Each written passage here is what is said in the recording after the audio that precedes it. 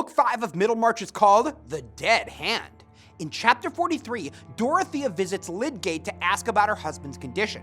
She finds Mrs. Lydgate, Rosamond, at home with a guest, Will Ladislaw, who has recently moved to town and made friends with the couple. She feels uncomfortable about meeting Ladislaw again without being able to tell her husband. Plus, he's alone with a married woman. So Dorothea departs abruptly to find Lydgate at the hospital. When Lydgate gets home, Rosamond says she thinks Ladislaw adores Mrs. Casaubon. In chapter 44, Lydgate asks Dorothea for charitable aid for the hospital, which she's glad to provide from her own money. At home, she tells Casaubon she's been to see the doctor. Now that he knows she's aware of his condition, he's even more distrustful of her affection. In chapter 45, the opposition to the fever hospital has grown, not only because people dislike Bulstrode, but also because the other medical men have joined forces against Lydgate and his innovations. As a result, no one will work at the new hospital. Although Lydgate has had success in treating cases, including some in which his colleagues have fallen short, many people are suspicious of his methods.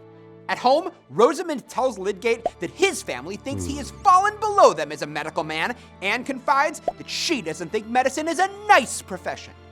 Finding Rosamond alone might be making Dorothea a little jealous, having set Will aside in her mind as a friend belonging particularly to her. When she gets home and tells Casaubon about her visit to the doctor, neither are able to use their shared knowledge of his sickness to draw closer to one another because he doesn't trust her and she doesn't know how to breach his prickly emotional suit of armor. Lydgate is pained by his wife's assessment of his work. To say that you love me without loving the medical man in me is the same sort of thing as to say that you like eating a peach but don't like its flavor. Lydgate draws an inordinate amount of ire in Middlemarch because of his arrogance and refusal to pay attention to the customs and niceties of provincial life. The reader can see that his spots of commonness are manifesting in his inability to apply his considerable intellect to social and interpersonal problems. Will his failure to do so lead to his downfall?